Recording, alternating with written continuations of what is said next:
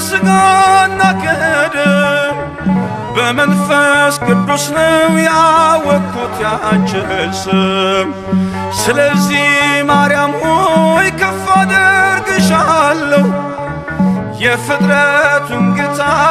በቅፍሽ ስላየው። እኔም ትውልድ ነኝ ብፅዕት እልሻለሁ እንደ አባቶቼ ስምሽን አከብራለሁ። ከዓለም ከስጋና ከደም በመንፈስ ቅዱስ ነው ያወቅኩት ያንቺን ስም። ስለዚህ ማርያም ሆይ ከፍ አደርግሻለሁ የፍጥረቱን ጌታ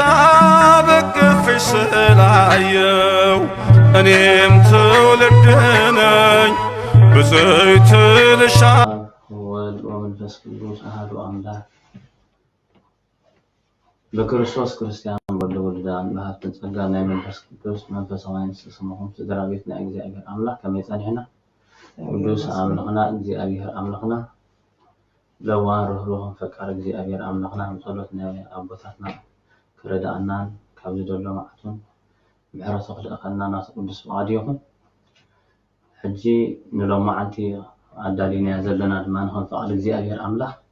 ከም ዝትማል ዝረአናዮ ማለት ብኻልእ ብዝስብከተናዮ ወንጌል ካብኡ ፍልይ ብዝበለ ከምኡ ኮይኑ ማለት እዩ ኣብዚ ዘለናዮ ወርሒ መቸም ብዛዕባ ኣብ ውሽጢ ናይ ጾም ኣርባዓ ዘሎ ሰናብቲ ጾም ኣርባዓ ዝበሃላ 8 ሰንበት ኣብ ውሽጢ ናይ ጾም ኣርባዓ ዘለዋ በዘን 8 ሰናብቲ እንዳተመሃርና ዝኸድሉ ዝቐነናን ብሕጂ እውን እንዳተመሃርና ንኸድሉ ዘለና እዩ። ካብ እግዚአብሔር አምላኽ ድማኒ ሓንቲ ካብተን 8 ሰናብቲ ናይ ጾም ኣርባዓ ኮይና ብዛዕባ ደብረ ዘይቲ ሕቶታት ናይ ሕቶን መልሲ መደባት ኣዳሊና ኣለና። ክንፈቅድ እግዚአብሔር አምላኽ ምስ ኣቦታትና ኣቦና ቀሺ ክንፈ ገብርኤል ኣቦና ቀሺ ፍቅረ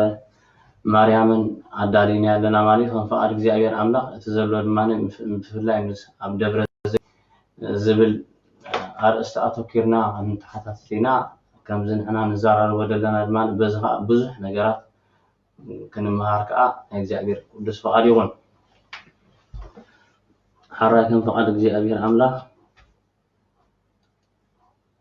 ኣቦና በቦና ቀሺ ክንፈ ገብርኤል ዝምሪና ሕቶታት ሓራይ ኣቦታትና እንኳዕ ብሰላም መጻኹም ናብዚ መደባት ናይ ተኸታተልትና ኣብዚ መደብ ዘለዉ ኣብ ደብረ ጉእዛን መድሃኒ ዓለም ዝብል ዝፍነደሎ መደብ እንኳዕ ብሰላም መጻኹምና ወድሕን ፀናሕኩ ሽቂ ክንፈቅድ እግዚአብሔር አምላኽ በቦና ቀሺ ክንፈ ገብርኤል ሕቶታት ክንጅምር ኢና። ኣቦና ቀሺ ክንፈ ገብርኤል ደብረ ዘይቲ እንታይ ማለት እዩ? ደብረ ዘይቲ ክንፈቅድ እግዚአብሔር አምላኽ ኣስፋሕ ኣቢልኩም ነተኸታተልትና ብርህ ብዝበለ ነገራት እንታይ ክንብሎ ንኽእል? ደብረ ዘይቲ እንታይ ማለት እዩ? በስመ አብ ወወልድ ወመንፈስ ቅዱስ አሐዱ አምላክ አሜን። እዚ ስለ ዝኾነ ክላኽ ስለ ዘለና እምበር ዓቕሚ ስለ ዘለና ይኮንኩን ክምልሶ ግን ካብ መስዋዕትሲ ምልኣኽ ወይ ድማ ምእዛዝ ይዓቢ ወይ ይበልፅ ስለ ዝኾነ ንኽእዘዝ ክብላዕ እምበር ስለ ዝፈለጥኩ ወይ ድማ ክእለ ስለ ዘለኒ ኣይኮንኩን ኣነ ክምልስ ግን ዓቕመይ በዚ ዝኽእሎ ኣከድሚ ኣሕዋቴን ኣከድሚ ህዝብን ታዛ ዓቕመይ ክዛረብ እግዚአብሔር ይሓግዘኒ። ንዓኻትኩም ድማ እቲ ዝዛረቦ ቃል ኣብ ልብኹም ተቐሚጡ ሰናይ ፍረ ክፈሪ እግዚአብሔር ይሓግዝኩም። እዚ ዕለት እዚ ወይ ድማ ዝስም እዚ ደብረ ዘይት ዝብል ቃል እዚ ደብረ ዘይት ተባሂሉ ዝፅዋዕ ጎቦ ወይ ከዓ እምባ ኣብ እስራኤል ዝርከብ ኮይኑ ኣብ ምብራቃዊ ኢየሩሳሌም ዝርከብ እምባ እዩ። ደብር ማለት እምባ ወይ ከዓ ጎቦ ማለት እዩ። ዘይት ማለት ከዓ ኣውሊዕ ማለት እዩ። እዚ ጎቦ እዚ ብበዝሒ ኣውሊዕ ዝሕለብ ኣውሊዕ ዝፈርዮ ቦታ እምባ ኣውሊዕ ወይ ድማ እምባ ዘይቲ ተባሂሉ ይፅዋዕ። እምባዚ بخمزي يصوع مالتي أبانا عليه يسمعنا أبانا أشوف غرق انتهي توسخ لكم هذين أي دبر زيت زبهر ما توسخ العران لكم فين بسم الله والولد والروح القدس هذا أملاك آمين ቅዱስ እግዚአብሔር አምላኽና ንቅዱስ ዕላማ ንዘሎ ኩነታት ነዚ ሕቶታት እዚ ኣዳሊኹም ወይ ከዓ ኣዳሊኻ ንዝህሉ ኩነታት ክኸይድ ይኽእል እዩ ግን መድሓኒና ኢየሱስ ክርስቶስ ኣብዚ ሰዓት እዚ ካብተን ቅዱስ ያሬድ ዝሰርዐ 8 ሰናብቲ ኣብ ናይ ዓብይ ጾም ናይ ጌታናን መድሓኒናን ኢየሱስ ክርስቶስ ዝበሃላ እታ ሓምሸይቲ ሰንበት ተባሂላ ትንገር ብዛዕባ ደብረ ዘይት ድማ ፅቡቅ ጌራ ዝንገረላ ወይ ድማ ህዝቢ ምእመናን ኣብ ቤተ ክርስቲያን ዝመሃሩላ ዕለተ ሰንበት እዮም ማለት እዩ ስለዚ ዕለተ ሰንበት ድማ ኣብ ማቴዎስ ወንጌል ምዕራፍ 24 ኢና ንረኽቦ ነዚ ጥቕሲ እዚ ወይ ድማ ነዚ ቃል እዚ ብዓብዩ ማለት እዩ ስለዚ ቅዱስ ያሬድ ብዛዕባ ደብረ ዘይቲ ክሓትም እንከሎ ወይ ድማ ኣብ ምሉእ ኣብ ማህሌት ይኹን ኣብ ዝተፈላለየ ቅዱስ ያሬድ ዝሓተሞ ነገራት እንተተመልኪትና ካብዛ ቃል እዚኣ ወይ ድማ ካብ ማቴዎስ ወንጌል ምዕራፍ 24 ኣልዒሉ ተዛሪብዎ ስለዚ ኣብዚ ምዕራፍ 24 ዘሎ ደብረ ዘይቲ ጌታናን መድሓኒናን ኢየሱስ ክርስቶስ ምስ ደቂ መዛሙርቱ ናብ ደብረ ዘይቲ ከም ዝደየበ ተቐዳመይቲ እንመሃራ ህያው ቃል ማለት ስለዚ ደብረ ዘይቲ ማለት ኣቦና ገሊፆም እዮም ኣብ ርእስቲ ኣቦና ዝገለፅዎ ደብረ ዘይቲ ማለት ብቋንቋ ዕብራይስ ኮይኑ እንታይ ማለት እዩ ብቋንቋ ግእዝ ይቕሬታ ደብሪ ማለት እንባ ወይ ድማ ጎበይ ዘይቲ ማለት ድማ ዘይቲ ዝፈሪ ብቋንቋ ዕብራይስ ድማ ዘይትም ይበሃል ማለት እዩ ፍረ ኣውሊዕ ዝበዝሖ ወይ ድማ ዝፈርየሉ ቦታ እዩ እዚ ደብሪ እዚ ጌታናን መድሓኒናን ኢየሱስ ክርስቶስ ኣብኡ ተረኺቡ ምስ ደቂ መዛሙርቱ ከይዱ እንከሎ ኣብ ደብረ ዘይቲ ኮይኑ ናብ ኢየሩሳሌም ምስ ጠመተ ዝነውሐ እምባ ቤት መቕደስ ረኣየ ይብል ኣብዚ ቤት መቕደስ እዚ ምስ ረኣየ ወይ ድማ ምስ ተመልከተ ድማ ደቂ መዛሙርቱ እንታይ እዩ እዚ ትርእይዎ ዘለኹም ቤት መቕደስ እምኒ ኣብ ርእሲ እምኒ እንታይ ይገብርኒ ኢልዎ ኣይክቕፅልኒ ወይ ድማ ኣይክነብርኒ እምኒ ኣብ ርእሲ እምኒ ኣይክትርእዩን ኢኹም ከዓኒ ብምባል ጌታናን መድሓኒናን ኢየሱስ ክርስቶስ ኣቐዲሙ ብዛዕባ ናይቲ ቤት መቕደስ እንታይ ገበረሎም ይብል ተነብየሎም ይብል ስለዚ ናይ ጌታናን መድሓኒናን ኢየሱስ ክርስቶስ ቃል ወይ ድማ ትንቢት ድማ ኣብ ግዚኡ እንታይ ኮይኑ እንተይና ተፈፂሙ እዩ ማለት እዩ እዚ ጌታናን መድሓኒናን ኢየሱስ ክርስቶስ እዚ ቃል እዚ ምስ ተዛረቦ እዚ ቤት መቕደስ እዚ ብኢድ ሰሎሞን ዝተሰርሐ ብቅዱስ ዳዊት ልማኑ ብውሉድካ ክስራሕ ዝተባሃለ ብንብረት ቅዱስ ዳዊት ተዳልዩሉ ዝፀንሐ ን46 ዓመታት ድማ ዝወሰደ ቤት መቕደስ ክኸውን እንከሎ እዚ ቤት መቕደስ ብዙሕ ግዜ ፈሪሱ ብዙሕ ግዜ ድማ እንታይ ኮይኑ እዩ ማለት እዩ ተሃኒሱ እዩ ስለዚ ን46 ዓመት ዝወሰደ ቤት መቕደስ ጌታናን መድሓኒናን ኢየሱስ ክርስቶስ እምኒ ኣብ ርእሲ እምኒ ኣይክትርእዩን ኢኹም ብምባል ተዛረቦም ይብል ስለዚ እዚ ቃል ድማ ቃል ብቃል እንተተመልኪትና ኣብ 70 ዓመተ ምህረት ኣብ ልደተ ክርስቶስ ጀሚርና ማለት እዩ ኣብ 70 ዓመተ ምህረት ኣብ ዘበነ ጡጦስ እቲ ቤት መቕደስ እንታይ ከም ዝኾነ ብገዝ ሓያላት ሃገራት ከም ዝተወረተ ኢየሩሳሌም እሞ ነቲ ቤት መቕደስ ድማ ብሙሉእ ነቲ ብወርቂ ተለቢጡ ዝነበረ ቤት መቕደስ ከም ዘፍረስዎ ወርቂ ኣለዎ ወይ ድማ ወርቂ ክርከቦ ይኽእል እንዳበሉ ድማ ነቲ መስረት ከይተረፈ ከም ዝገበርዎ ከም ዝገልበጥዎ ወይ ድማ ከም ዝፈሓርዎ ታሪክ ወይ ድማ ናይ ኣቦታትና ቃል ይምህረና ማለት ስለዚ ደብረ ዘይት ማለት ከም ዝቦና ዝበልዎ እቲ ቃል ድማ ኣብ ደብረ ዘይት ብዛዕባ እዚ ቃል እዚ እዩ ተዛሪብና ሸቐለ ተስማዓና ኣቦታትና ማለት እዩ ኣብ ባዕድ እግዚኣብሔር ኣምላኽና እቲ ሕቶታት እንዳቐፀለ ክንገይና ኣብ ዝኾነ ነገራት ሕቶታት ክህልወና ክእል እዩ ድሓራይ እውን ኣብ መወዳእታ ከም ፍቓድ እግዚኣብሔር ኣምላኽ ፍንድል ክንህብ ኢና ካልኣይቲ ሕቶ ናብ ኣቦና ቀሺ ፍቅረ ማርያም ከም ፍቓድ እግዚኣብሔር ኣብ ደብረ ዘይቲ ቅዱሳን ሃዋርያት ንጎይታ ብዛዕባ ምፅኣት ሓቲቶሞ ነይሮም እንታይ ኢሎም ሓቲቶሞ ወይ ምዝ እዋናዊ ኩነታት ዘለና ሕጂ ብዛዕባ ምፅኣት ድዩ እንታይ ምትእስሳር ኣለዎ ምዝ ደለና ኣካይዳ ምዝ ናይ ሂወት ደለና ንነብረ ደለና ኣነባብራሲ እንታይ ምትእስሳር ኣለዎ እንታይ ምልክታት ኣለዎ ምስቲ ዝሓተትዎ ሕቶታት ፅቡቅ ሕቶ እዩ ጌታናን መድሓኒናን ኢየሱስ ክርስቶስ ንደቂ መዛሙርቱ ሒዙ ደብረ ዘይት ምስ ደየበ ብዛዕባ ቤት መቕደስ ተዛሪቡ ምስ ወደአ ደቂ መዛሙርቱ እንታይ እዮም ገይሮም ብሕቲሎም ንጎይታ ብዛዕባ ምፅኣትኦም ሓቲቶም ብፍላይ ድማ ምዕራፍ 24 ማቴዎስ ወንጌል ካብ ፍቕዲ 3 ዘሎ ህያው ቃል ተመልኪትና ብዛዕባ ምፅኣት ወይ ድማ ብዛዕባ ዝተሓተነ ዘለካ ብዛዕባ ምፅኣት ከመይ ክኸውን እንሆ ምልክታቱ እንታይ ብምባል እዮም ጌታናን መድሓኒናን ኢየሱስ ክርስቶስ ሓቲቶም ማለት እዩ ስለዚ ጌታናን መድሓኒናን ኢየሱስ ክርስቶስ ብዛዕባ ምፅኣት ክዛረቦም ከሎ ድማ ከምዚ እንዳበለ እዩ ገሊፁሎም ኢየሱስ ከዓ ከም ዝበሎም ሓደ እኳ ክተኩም ተጠንቀቁ أتجزي نسوا ويدما مسألة أبز مسألة جزي حدا خيسحتكم إنه تايجوريلو تتأنقوا بزا قط أمس خدم محلال فندلنا مؤمنان ويدما مؤمنان نبيت كريستيان أباقي نايجزي أبي يزخون هزبي كنا محلال فوز قبأنا جيتنا مدحينا يسوع كريستوس زمهارو قال بزي أن دمتا ويدما قال بقالو كنزارو بنتقينا إنه بزحات سبات يسوع كريستوس كم زبولهم حدا قا كيسحتكم سبات كيسحتكم ويدما حدا كيسحتكم حدا خبيت كريستيانكم كيوصاكم حدا خب أمنتكم كيوصاكم تايجور زبل قالي تتأنقوا زبل قالي سلازي زي جيتنا مدحينا يسوع كريستوس معنا زمهارو ويدما نعنا زنجر هي قالي أبتدحراي جزء بزحات سبات بزحات ممهران ويدما بزحات حسوت نبيات تخبوا يميلو كموت يميل ناي قدامي ملكتو ويدما ناي مساعات ملكت إنه جيتنا مدحينا يسوع كريستوس كابز تزاربوا هي قال كتملكنا كيسحتكم حدك وكيسحتكم تايجورو تتأنقوا بزحات حسوت ممهران تخبوا كتنسيو بزحات حسوت نبياتهم تخبوا كتنسيو سلازي كابزي آتهم تخبوا لكم يلو كتنقوا لكم بمبال جيتنا المدحينا يسوع كريستوس نعلم انتي ذهبوا بوتا ينير ويدما ساعات ينير انتينا متأنقطا ذهبوا لي ناي مجمرتا مساعات زخونوا له ناي مجمرتا ناي مساعات ملكتات بزحات ممهران كتنسو مخانو بزحات حسوت نبيات كتنسو مخانو انه كابزي آتهم دما كيسحتكم حدقوا كيسحتكم انتي قبروا تتأنقوا بمبال نعلم متأنقطا زنقرل ويدما زأوجر بوتا ويدما سفرا ينير سلازي انه إذا ملكت زي جيتنا مدحينا يسوع كريستوس كم زبولة دما أجسلنا يو زبن أنت إنتينا زي ما تسألوا زول زبن بزحات حسوت ممهران ويدما بزحات حسوت النبي عزتون سوليو سلازي بزحات مزبن تمثيلهم دما نزات ندات أمت ويدما نزبن ندارأي أنه ننبلنا ندابول نسبات ويدما نمأمنا زوجته نمأمنا كابيتهم زوجو نمأمنا كابيتهم زرقو نمأمنا زدانا قر حسوت ممهران أنه تايكينومي أبزبنا تقلقيلهم نري أدمك علنا مايت سلازي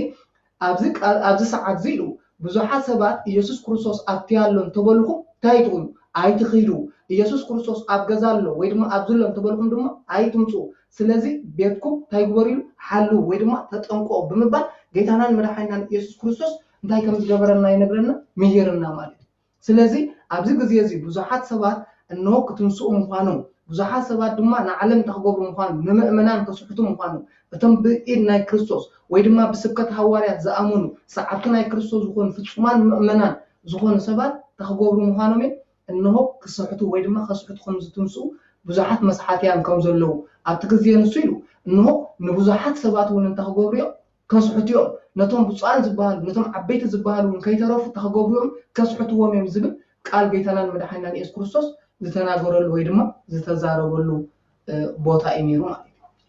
عليه وتسمعنا نبنا እግዚአብሔር አምላክ ኣብ አንድ ወርቅ ይጽሐፈልኩም ሽቦና ተወሰቅንተ ያለኩም ብዛዕባ ኣብቲ ናይ ምልክታት ኣብ ደብረ ዘይት ሐዋርያት ተሳተፍዎ ምዝደለና እዋን እትሱድ ነገሮም ቃል በሐቂ ኣብዚ እዋን እዚ ኣብ ዘለና ዘበን እዚ ፍጻማሎ እዩ እንታይ ንርኢ ኣለና ኸ እንታይ ምትእሳር ኣለዎ ተወሰቅት ኣለኩም ደልክዎ እዚ ኣዋጅ እዚ ነቶም ከስተውዕሉ ዘለዎም ከስተውዕሉ ኣገዳሲ ዝኾነ መልእኽቲ ዝተዋህበሉ እቶም ሽዑ ቅድሚ 2000 ዓመት ዝተነግሩ ክመፁ እዮም ክፍፀሙ እዮም እዚኦም ድማ ክትሪኡ ከለኹም ምጻተይ ከም ዝቀረበ ትፈልጥሉ እዩ ዝበለና ብምልኦም ሓደ ብሓደ ኣብ ዘመንና ይረኣዩ ኣለዉ ካብኦም ሓደ حمام تمحللافي فيرا حمام كمصئيو እዚ حمام زي بزح غزيه ويدما بزح زمانات كم زي عينه حمامات حلفو ناي زمن ناي هج زلو حمام جن فلي زبل حمام ابز حلفه حمامات بيت كريستيان زعصو بيت صلاه زعصو سلام نبع الخ سلام زي يبهل حمام لبدا حمام يترأي نايزو هج وريد زلو حمام جن 100% كمتي مدحاني زي بلو فيرا تمحللا في حمام كمصيو بمبال اونجل ما تسمع راف اسران 4 تمحللا في فيرا حمام كمصيو مدحاني زي بلو كمصيو زبليو از حمام زي جن فلي زغبرو نخيت تصلي ቤተ ክርስቲያን ዝዕፁ ቤተ ጸሎት ዝዕፁ ሰላም ዘየባህል ዘገርም ሓደገኛ ዝኾነ ሕማም እዚ ንኽንመሃረሉ ሰባት ፈላጣት ኢና ኢሎም ክኢላታት ኢና ኢሎም ኣብዚ ዓለም እዚ ንሕና ኢና ክኢላታት ይብሉ ኣብ ዝነበረ ግዜ ኣብ ሰዓት እዚ ዓቕሞም ስኢኖም ልክዕ ከም ሓደ ዘይተማሃረ ወይ ድማ ከም ሓደ ምስኪን ሰብ ኢዶም ኣጣሚሮም ሓይሊ የብልናን ወዲእና ኢና ኢሎም ንላዕሊ ሓፍዞም ዘመን እዩ ዘሎ እዚ እግዚኣብሔር መንነቱ ዝገለጸሉ ኮይኑ ይስምዓኒ ሰባት ዓቕምኹም ውሱን እዩ እቲ ብኣፍኩምን ብሓንጎልኩምን ዘሎን ዓቕምኹን ይመዛዘንን ንሕና ኢና ገበርትን ሓደግትን በሃልቲ ኢኹም ንሕና ኢና ኩሉ ንገብር በሃልቲ ኢኹም ሓያል የለን ብልዕልና በሃልቲ ኢኹም ነዛ ንእሽተይ ነገር ሕማም ዓቕሚ ከም ዘይብሎም ብልዕሊኦም ሓያል ኣካል ከም ዘሎ እቱ ንሕና ክርስቲያን እናኣምንን እንቕበሎን ካብ ሰማያት ወሪዱ ካብ ኣደናቅቲ ማርያም ተወሊዱ ስለና ተገሪፉ ተሰቂሉ መይቱ ተስዩ ዝዓረገ ዳግም ክመፅእ ንጽበዮ ዘለና ክርስቶስ ሓይሉ ዝገለጸሉ ዘመን ኮይኑ ይስምዓኒ ስለዚ እዚ ሕማም እዚ ክመፅእ እንከሎ ክመፅእ ምዃነይ ፍለጡ ኣብ ኣፍ ደገ ምጽኣተይ ከም ዘለኹ ከም ዝበፅሐኹ ተረድኡ ከም ሓንቲ ነፍሰ ጾር ኣደ ክትሓርስ ሰብ ዝቐረበሉ ግዜ ትሜላ ይትሓርስን ናይ ግድን ቅድሚ መውላዳ ቅልውሉ ትብል ክትወልድ ከም ምዃና ትፍለጥ ብድሕሪ ዚ ናብ ሕክምና ክትወስዳ ትግደድ ወይ ድማ ኣምቡላንስ ክትፅዋዓላ ትግደድ እዚ ክመፅእ ከለካ ቅልውላው ናይ ምጽኣተይ ምዃኑ ዓለም ኣብ መወዳእታ ከም ዝበፅሐ ፍለጡ ይብል ስለዚ ክርስቶስ ክመፅእ ከም ዝቐረበ እንርዳእሉ ነቶም እዝኒ ዘለዎም እዝነ ልቦና ዘለዎም ዓይነ ልቦና ዘለዎም ሰባት ክርስቶስ ኦሮማይ ከም ዝመፀ ከም ዝቐረበ እናኣምነሉ እንርዳእሉን ዘመን ትሕት ምስ በሎ እውን ካብታ ኦም በለስ ተምሃሩ እዩ ዝብል እዛ በለስ እዚኣ መን እያ እንተደኣይልና እስራኤላውያን እዮም እስራኤልና ኣምላኽናን መድሓናን ኢየሱስ ክርስቶስ ምስ ሰቐልዎ ብድሕርቲ ናብ ዓለም እዮም ተበቲኖም ብዝነበረ ናይ ኣውሮፓውያን ወይ ድማ ግዝኣት ሮማ ብኡ ብመግዛእቲ ፍሕብትን ፍቑድ ዓለም ብትን እዮም ኢሎም ነይሮም ስለዚ ኣብ መወዳእትኡ ግን ግዜ ክቐርብ እንከሎ ህዝቢ እስራኤል ተኣኪቦም ሃገር ኮይኖም መንግስቲ ኣብ ዝመስረትሉ ግዜ ከም ዝቐረበ ምጽኣተይ ከም ዝቐረበ ፍለጡ ማለት እዩ ስለዚ እዚ ድማ እስራኤላውያን ንግስነቶም ካብ ዝእውጁ ልዕሊ 60 ዓመት ገይሮም ኣለዉ ማለት እዩ ስለዚ ዘለናዮ ዘመን ኣምላኽ ምጽኣቱ ኣብ ኣፍ ደገ ከም ዝበፅሐና እቶም ሽግራት ብምልኦም ንሪኦም ኣለና ንጉስ ኣብ ልዕሊ ንጉስ ክለዓል እዩ ነገስታት ኣብ ልዕሊ ነገስታት ክለዓል እዮም ህዝቢ ኣብ ልዕሊ ህዝቢ ክናኸስዩ ፍቕሪ ክትጠፍያ ብምባል ነጊር እዚ ምስ ረኣኹም ግን ክመፅእ ከም ዘለኹ ፍለጡ ስለዚ ኣብቲ ዘመን ኣብቲ ጉዕዞ ከም ዘለና ወይ ድማ ኣብ ምጽኣት ክርስቶስ ኣብ መንገዲ ከም ዝቐረበ ከም ዝተቃረበ ይሕብረና ማለት እዩ ኣሜን ኣቦና ቃል ሂወት የስማዓና ብጣዕሚ ብፍላይ ተወሳኺ ቀፂልና ናብ ኣቦና ቀሺ ፍቅረ ነቕርቦ ሕቶ ኣሎ ማለት እዩ ብፍላይ ኣብዚ ግዜ ዘለና ሕጂ ክንሪኦ እንድሕር ከለና ማለት እዩ ብፍላይ እዚ ኮሮና ዝበሃል ሕማም መፂኡ ዘሎ ንዘይኣመንቲ ደይኮነስ ንኣመንቲ እውን ዳርጋ ካብ እምነቶም ዋላ እውን እንታይ ክንገብር ኢና ናብል ብዙሕ ጭንቀት እንርከብ ዘለና ኮይኑ ዝስማዓኒ ክንሪኦ ከለና ማለት እዩ ዓለም እውን ከም ዝተገበርካ ከምዚ ዓይነት መድሃኒት ከም ዝተገበርካ ከምዚ መድሃኒት ተገበርካ ተሓዊ ከም ዝተገበርካ ይባሃል ዘሎ ማለት እዩ ዋላ እውን ከምኡ ተገበረ ከም ዝትገልፅዎ ፀናሕኩም ማለት እዩ ብፍላይ ኣቦና ቀሺ ፍቅረ ምዚ ናይ ቤተክርስትያን ኣተሓሒዝና ማለት እዩ ምስ ዝህሉ ኩነታት ናይዚ ሕማም እዚ ብፍላይ እዚ ደሎናያ ዳርጋ ብዙሓት ኣብያተ ክርስቲያናት ተዓፅየን ዳርጋ ቃል እግዚኣብሔር ኣይፀዩ ኢልና ብመስኮት ናይ ማስ ሜድያ ጌርና ኢና ቃል እግዚኣብሔር ኣምላኽ ንምገብ ዘለና ማለት እዩ ቤተክርስትያንና እንታይ ትብል ናይዚ ሕማም እዚ ብሓቂ ኣብ ቤተክርስትያንና መድሃኒት ኣሎ ድዩ እዚ ሕማም እዚ መፂኡ ደሎስ ዓለም ሲእናቶ ላ እዚ መድሃኒት እዚ ኣብ ቤተክርስትያን እንታይ ትብል ብዛዕባ እዚ መድሃኒት እዚ ከም ፍቃድ እግዚኣብሔር ኣምላኽ ኣብርኽ ተብልና والله ኣብ ቤተክርስትያንና ኩሉ ግዜ መድሃኒት ኣሎ ኣብ ዓለም ሳይንስ ዘይፈለጥዎ ወይ ድማ ሳይንስ ዘይመርመርዎ ሓደ ሆስፒታል ኣሎ ናቱ ዶክተር ድማ ኣለዎ ናቱ ነርሳት ድማ ኣለዎ ስለዚ እዚ ሆስፒታል እዚ ግን ሰባት ኣብዚ ግዜ እዚ እንተኽበቡ ወይ ከኣሉ ክረኽብዎ ኣይከኣሉ ነዚ ሆስፒታል እዚ ሰባት ክጥቀምሉ ኣይከኣሉ ነዚ ሆስፒታል እዚ ሰባት ሎሚ ተረዲኦም ሆስፒታሎም ኣበይ ምዃኑ መድሃኒቶም ዝረኽብሉ ኣበይ ምዃኑ ታገብሩ ወይ ከኣሉ ክፈልጡ ወይ ከኣሉ ስለዚ ኩሉ ግዜ ግን ሳይንስስ ወይ ድማ እዚ ናይ ዓለምና ወይ ድማ ናይ ዘበና ቴክኖሎጂ ዘይበፅሖ ነገር ግን ሰባት ግን ዘይፈለጥዎ ሆስፒታል ኣሎ ኩሉ ግዜ እዚ ሆስፒታል እዚ ግን ዝፈለጥዎ ሰባት ውሕዳት እዮም ነዞም ደኳትር እዚኦም ዝረኸቡ ሰባት ውሕዳት እዮም ነዞም ነርሳት እዚኣቶም ዝረኸቡ ሰባት ውሕዳት እዮም ኣብ ዓለም ብመንፅር ናይ ዓለም ተርእይናዮ ማለት እዩ ስለዚ ነዚ ዘለናዮ ናይ ዘበና ሕማም ግን ብርግፅ እንታይ ኣለዎ እንታይ ነው መድሃኒት ኣለዎ ክሳብ ሕጂ መድሃኒታት ዘይተረኸቦም ክሳብ ሕጂ ብዙሓት ሕማማት ኣለዉ ካብኣቶም ሓደ እንተተመልኪትና ካንሰር ወይ ድማ መንሽሮ ካልኣይ ሕማም እንተርእይና HIV ንባዕሉ መና ውሕዳ እምበር መድሃኒቱ ኣይተረኸበን ክሳብ ሕጂ እዚ ድማ ሳልሳይ ሕማም ድማ እዚ ኮሮና ቫይረስ ዝበሃል ኮቪድ-19 ኣብ ዘበና ስም ኣጠሚቖሞ ዘለዉ ማለት እዩ ነዚ ድማ ዓለም ኣብዚ ግዜ እዚ መድሃኒት ክትረኽቦ ኣይከኣለት ብርግፅ ግን በዞም ናይ ክልተ መድሃኒታት ዝተፈተኑ ኣብታ ሆስፒታል እዚ መድሃኒት እዚ ሕማም እዚ ድማ መድሃኒት ከም ዘለዎ እንታይ ክንገብር ይግባአና ክንፈልጥ ይግባአና መድሃኒቱ እንታይ እዩ ሕክምናኡ ሃበይ ዝርከብ ዶክተር ከመን ኢሉ ክሓትት ሰብ ግን ግድነት ስለዚ ሆስፒታሉ መን ያንቴልና ቤተ ክርስቲያን ነቶም ኣቀዲሞም ዝነበሩ ሕማማት ትማልን ጎ ሳይንስስ ኣይንኽእሎም ኢና ሕማምካ ይረኣየና የለን ወይ ድማ እዚ ሕማምካ እዚ ካንሰር ስለ ዝኾነ ክንፍውሶ ኣይንኽእልኒና ወይ ድማ ኦፕሬሽን ክንገብረልካ ኢና ኦፕሬሽን ክንገብረልካ እንተኮይና ድማ ወይ ክትመውት ኢኻ ወይ ክትድሕን ኢኻ ተባሂሉ ሰብ ሂወቱ ኣብ ጥርጥር እዩ ኦፕሬሽን ኣብ ዝገብረሉ ዝነበረ ግዜ ቤተ ክርስቲያንና ግን እቶም ብሓቂ ንእግዚኣብሔር ኣሚኖም ብልቢ ኣሚኖም ናብ እግዚኣብሔር ዝቐረቡ ሰባት ናብ ቤተ ክርስቲያን ዝቐረቡ ሰባት እንሆ ንስሓ ዝወሰዱ ሰባት ከምኡ ድማ ማጭሎታት ከይዶም ዝተሓፀቡ ሰባት ብርግፅ እንታይ ረኺቦም እዮም ምሕረት ረኺቦም እዮም ብዙሓት ሰባት ምሕረት ዝረኸቡ ዝምስክሩ ሰባት ኣለዉ ማለት ስለዚ ቤተ ክርስቲያን ሰባት ዘይፈለጥዋ እንሆ ናይ ድሕነት ሆስፒታል ናይ ክርስቶስ ሆስፒታል ምዃና ታንገብር ይግባአና ክንፈልጥ ይግባአና ካልኣይ ዶክተራ ከመን ይምተና ዶክተራ ካህናት ስለዚ ደጓትራ ኣብ ምድሪ ጥራይ ዘይኮነ ዝሕክሙኻ ኣብ ሰማያቱን ከይተረፈ እንታይ እዮም ዝገብሩ ደጓትራ ይሕክሙኻ ምናልባት ናይ ሳይንስስ ዶክተር ወይ ድማ ኣብዛ ዓለም ናይ ዘሎ ዶክተር ብዛዕባ ኣብ ደንካ ዘሎ ሕማማትን ኣብ ስጋኻ ዘሎ ሕማማትን ኣዕፅምትኻ ሰይርክዕር ይኽእል ይኸውን ኣብ ሰማይ ዘሎ ምንባርካ ግን ናይ ምዕራይ ተኽእሎ የብሉ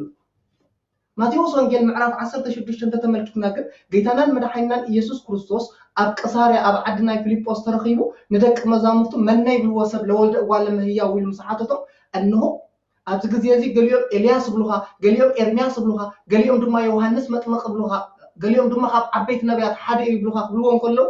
እስኻትኩም ከ መን ትብሉኒ ብምባል ይሓቲትዎ እስኻትኩም ከ ደቂ መዛሙርተይ መን ትብሉኒ ኢሉ ምሳሓተቶም ግን ኩላቶም ካብ ምዝራብ ዘይምዝራብ መረፁ ስቕ በሉ ይብል እቲ ንምዝራብ ውቕ ዝኾነ እነሽዑ ግን ጎይታ እስኻ መን ምዃንካ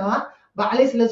ስለዝፈለጥኩ ሰባት መን ከም ዝብሉኻ ኣይገድሰንን ኢሉ ስቕ ኢሉ ዝነበረ ቅዱስ ጴጥሮስ ግን ብድግ ብምባል አንተ ውእቱ ክርስቶስ ወልደ እግዚኣብሔር ህያው ኢሉ እስኻ ክርስቶስ ወልደ እግዚኣብሔር ህያው ኢኻ ኢሉ ስለዝመስከረ ግን ጴጥሮስ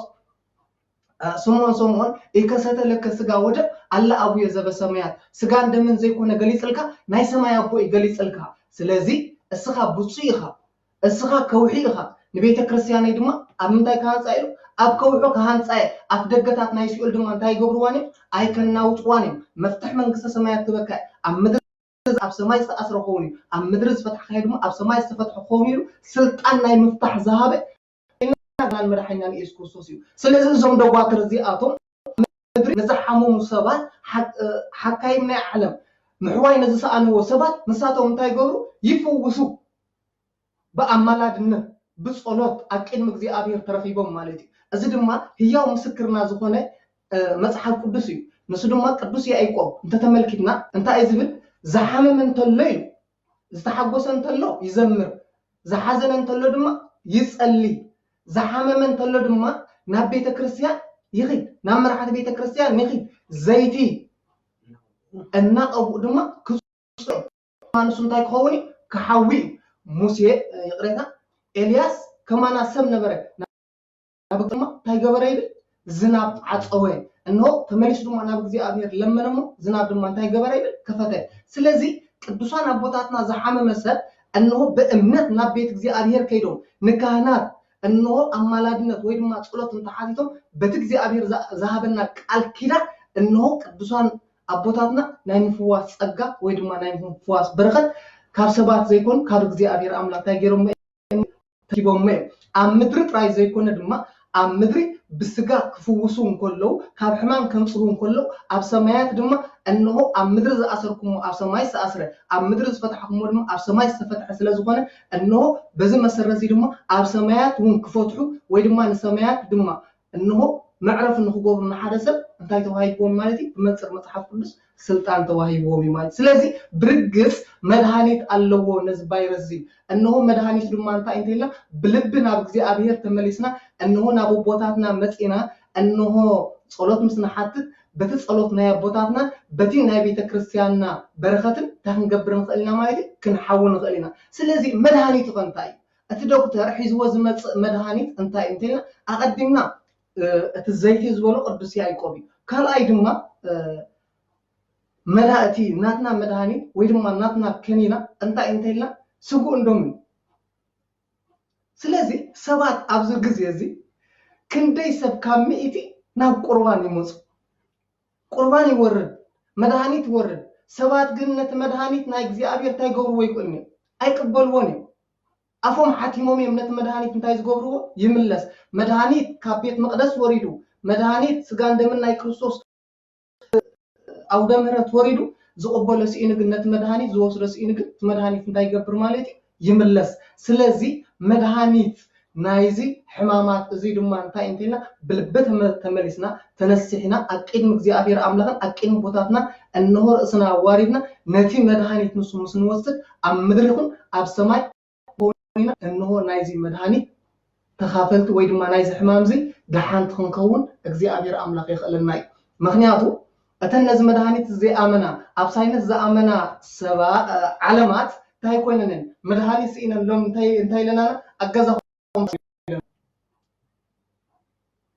جن بدخلنا انت زخون نيرو أجزي أبير أملاق لومي تنز دخلنا حزب منينا نحنا إنا تنز توصل عن حزبي منينا تينا نحنا إنا بأنس أروجن أتن معبلات هاجر كقزفة خمتها خوارة دام كله أتن ناي برخات هاجر زخنا أتن ببيت كريستيان بأمنتنا صنيع عن زنبرة أتن إيجان كل جزء حفا بين نابجزي أبير زلمنا مأمنا ويد ما بيت كريستيان ويد ما ناي بيت كريستيان ساعتك أجزي أبير أملاق بمحروز تاجر وماله تاجرنا له حللنا له حدون أبرتعنا نابجزي أبير أملاق أنت تمليسنا أجزي أبير أملاق مدهانيتنا خمسة زبنا ويد ما مدهانيتو خمسة دلنا أنا يرجس أنياي زي مدهانيت يبي قال يوت يسمعنا أبونا أشرف جبريل كنت هيتوسق لكم أرسني أبونا كأبونا خلوا قلي صمان اليوم عامي نخص خنبر أبونا أتزبهال تزاريبهم يوم لك بيت كريستيان هوسبيتال قدس يوحنس أفورك ون قلي سوي قدس يوحنس أفورك كأبونا خلوا قلي صمان اليوم عامي نخص خنبر أبونا أتزبهال تزاريبهم يوم لك بيت كريستيان هوسبيتال قدس يوحنس أفورك ون قلي سوي قدس يوحنس أفورك كزارب كله بيت كريستيان ناي نفس هوسبيتاليا كاهن دما دكتور يدو اتي زوها بنسحان قانونا نصوم كان تايلو مديسينيو سلازي كم تبنا زلو كاهن دكتور يو دياقون نرسيو اتمدحانيت اتفوسي كريستوس اتمدحانيت اتفوسي كريستوس سلازي كم يمثل حمام قدم هجي ترايني راه اوري زهلك ام معرف 16 كافقدي من 46 اسرائيلاويان كاب جبسي بايد بمنجدي نبي موسى جيروم ابسينا مسمصو بديلو እግዚአብሔር ክንብድልም ኮለና በኸምዚ ገርደቁ ይቀጽዕ ከምቲ ወላዲ ንወዱ ወይ ንጓሉ ዝቀጽዖ ንኽዕሪ ጥዑይ ዝውላድ ክኸውን ጥዑይ ተዓባባይ ክዓቢ ዝቀጽዖ እግዚአብሔር እውን ካብኡ ክንወፅእ ኮለና ካብ ዓቕን ንላዕሊ ክንብድልም ኮለና እግዚአብሔር ክንፈልጦሉ ዝግባአና ክንእልየሉ ዝግባአና ንእሽተይ መቕፃዕቲ ድርቢ የብለና እዩ ንእግዚአብሔር ዛ ነገር እዚኣ ንእሽተይ እያ ንዓለም ግን ልዕሊ ዓቕማ ኮይኑ ኣብ ምድሪ ዝግበር ነገር ኩሉ ጌርና ኢና ካብ ልዕሊ ዓቕሚ የለን ብምባል ኩላ ኢዳ ሓፋቢላ ስለዚ ሓይሉ ንምግላፅ መንነቱ ንምግላፅ ደቂ ሰባት ናብኡ ንክምለሱ ንእሽተይ መቕፃዕቲ ድርቢ እዩ እዚ ንእግዚአብሔር ንእሽተይ ነገር እዩ ስለዚ ኣብ ሲና ህዝቢ እስራኤል ኣብ ዝበደሉሉ ግዜ ከቢድ ሕማም ወሪድዎ ተላባዒ ሕማቕ ሕማም ወሪድዎ ኣብ ሰዓት እዚ ኩስትር ምስ በሉ እነዊ ሙሴ ንካህን ኣሮን እንታይ ኢልዎ ኣሮን ተስቀልጥፍ ፅናኻ ልዕል ዕጣን ግበረሉ ፍሕሚ ግበረሉ ዕጣን ግበረሉ ስለዚ ንዓና ፍቲ ማእኸል ህዝቢ እቶ ንሕድገት ሓጢኣት ግበረሉ በሎሞ ካህን ኣሮን ብቕልጡፍ ፅንሑ ኣልዒሉ ፈሕሚ ገይሩ ዕጣኑ መሊኡ ናፍቲ ኣብ መንጎ ሞታትን ኣብ መንጎ ህያዋንን ደው በለ ስለዚ ኣብ ማእኸሎም ኣትዩ በዚ ዕጣን እዚ ገይሩ ምስ ዓጠኖም እቲ ሕማም እቲ ሞት ኣቋረፀ በቃ ኩሎም ልክዕ ከም ደው ዝብል ቃንጫ ኩሎም ይወድቁ ዝነበሩ ኣብ ማእኸሎም ደው ምስ በለ ሞት ደው በለ ኢሉ ስለዚ ብእግዚአብሔር ዘይከኣል ነገር የሎ እቲ ሽግር እንታይ እዩ ሰባት ስለ ዘጠራጠሩ እንዳተጠራጠርካ ክኾን ኣይክእልን ንጉሆ ብድድል ካብ ማጭሎት ርፍድ ምስ በለ ሆስፒታል ምስ ተኸፈተ ናብ ሆስፒታል እንተኮይኑ ክትፍወስ ኣይትኽእልን ኣብ ክልተ ሓደ ሰብ ናብ ክልተ ገረብ ክትይብ ኣይክእልን ክሓኩር ኣይክእልን ወይ እውን ሓደ ሰብ ኣብ ክልተ ፈረስ ክውጣሕ ኣይክእልን ስለዚ እቲ እምነት ጎደሎ እንተኮይኑ እትገብሮ ነገር የለን ስለዚ እስራኤላውያን ብኢድ ኣሮን ካህን ብእግዚአብሔር ሓይሊ ካብቲ ዝነበረ ሓደገኛ ሕማም ወፅዮም እዚ ክብል ከለኹ ዶክተር ኣየድልን ማለት ኣይኮነን ኖ ዶክተር ኣየድልን ሆስፒታል ኣይተድልን ማለት ኣይኮነን እቲ ብቕዓት ንሱን እቲ ክእለት ንሱን ካብ እግዚኣብሔር ዝተዋህቦም እዩ እግዚኣብሔር ስለ ዝሃቦ ነዚ ክእለት እዚ በፂሖሞ በቂዖሞ ስለዚ ንዕኦም ከም ኣምላኽ ጌርካ መምላኽ ጌጋ ንሶም በቲ እግዚኣብሔር ዝሃቦም ንኽፍውሱ ብሓፂሩ እግዚኣብሔር ሓይሊ ወይ ድማ ትምህርቲ ሓይሊ ኣይኮነ ትምህርቲ ሂብዎም እዩ ስለዚ ንዶክተር ምፅላእ ኣይኮነ ዶክተር ቤተክርስትያን ኣይትቃወሙ ግን ኣብ ኣምልኾኻ ዘሎ መንገዲ ግን ክትከታተለካ ይግባእ ስለዚ እምነቱ ጥዑይ ዝኾነ ሰብ ብእምነቱ ሕማም ዝበሃል ኣይትንክፈን እዩ ቅዱስ ማርቆስ እውን ክዛረብ እንከሎ ነቶም ዝኣመኑ እዞም ምልክታት እዚኦም ክስዕቦም ምስ በለ ተኣምራት ክገብሩ እዮም በበዝሒ ቋንቋ ክዛረብ እዮም ስለ ትሕት ምስ በለ ዋላ እኳ መርዚ እንተሰተዩ ኣይጎድኦም መርዚ ብኣካሉ መርዚ ዋላ እንተሰተዩ ኣይጎድኦም እዩ ስለዚ እዚ ሕማም እዚ ግን ብእግዚአብሔር ዝወረደ ሰባት ዓቕሞም ዝፈለጥሉ እዩ ስለዚ ቤተ ክርስቲያን ግን ናይ ኩሉ ፈውሲ እያ ነቶም ዝተቐበልዋ ብእምነት ዝኸድዋ ብቃሬዛ ተሰኪምካ ወሲድካዮም ብዘይ ኦፕሬሽን ብዘይ ዝኾነ መጉዳእትን ቆስልን ብእግሮም ጠረዚ ዝመፅሉ ጠረጴዛ በዚ ቃሬዛ ደርብዮም ብእግሮም ናብ ገዝኦም ይመለሱ ኣብ ዶክተር እንትኸድካ ግን ሓይሉ ንሱ እዩ ቀዲድካ ሕማም ምውፃእ እዩ እዚ እውን እግዚኣብሔር ዝሃቦ ዓቕሚ እዩ ማለት እየ ስለዚ ቤተ ክርስቲያን እያ ፈውሲ ንኽብል እየ ኣብ ዳሕራዋይ ግዜ ዓፀቦ ጢመት ደርቂ ክኸውን እዩ ደቂ ሰባት ከቢድ ዝኾነ ደርቂ ከጋጥሞም እዩ ኢሉ ተነቢዩ ነይሩ እቲ ጢመት ወይ ድማ ዓፀቦ ድማ ቃል እግዚኣብሔር ክኸውን እዩ ደቂ ሰባት ቃል እግዚኣብሔር ክፀምዑ እዮም ደቂ ሰባት መንገዲ ዝሕብሮም ክስእኑ እዮም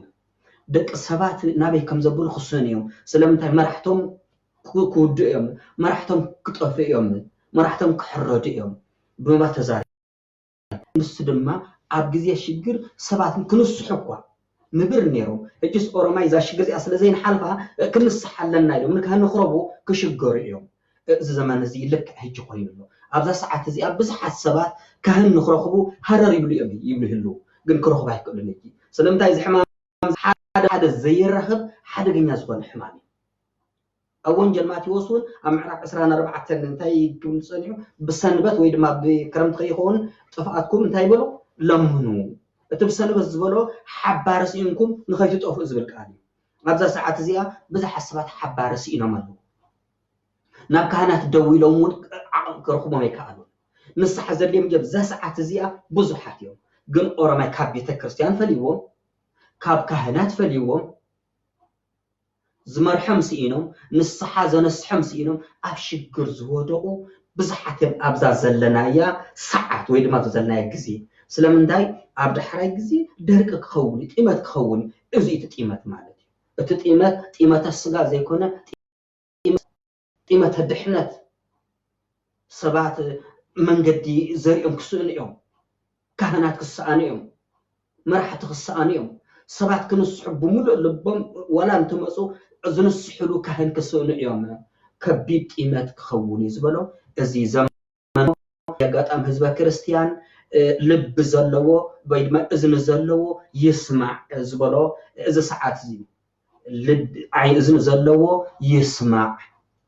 ቃል እግዚኣብሔር ይፍጸማሎ ኦሮማይ እቲ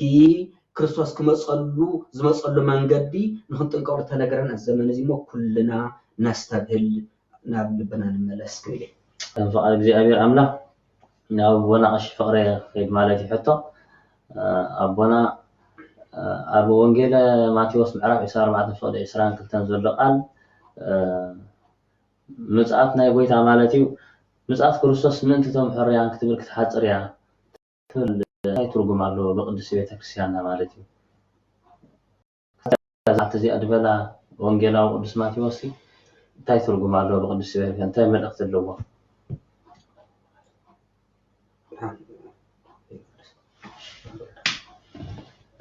ኦኬ እቲ እተን መዓልታት እቲኣተን ስለተን ሕርያት እንተኸገብረአን ክሓፅረአን ኣይክነውሕን እቲ ናይ መቕዘፍቲ ዘበን ወይ ድማ እቲ ናይ ጥፋእ ዘበን ኣይክነውሕን ኢሉ ወንጌላዊ ማቴዎስ ጽሒፉ ብዓብዩ ተተመልኪትና ብዛዕባ ዝኽዛረብ ከሎ ኣብ ብዛዕባ ምጽኣቱ እዩ ዝዛረብ እዩ ብዛዕባ ምጽኣቱ እቲ ሓሳቡ መሲሕ ዝበሃል ወይ ድማ እቲ ንዓለም ክዋጋእ ዝመጽእ ስም ኢየሱስ ክርስቶስ ወይ ድማ ስም ኣምላኽና ኣጥፊኡ ንሱ ኣምላክ ክኸውን ኢሉ ዝመጽእ እዚ ሰብ እዚ ሰይጣን ወይ ድማ እዚ መሲሕ ዝኽመጽእ እንከሎ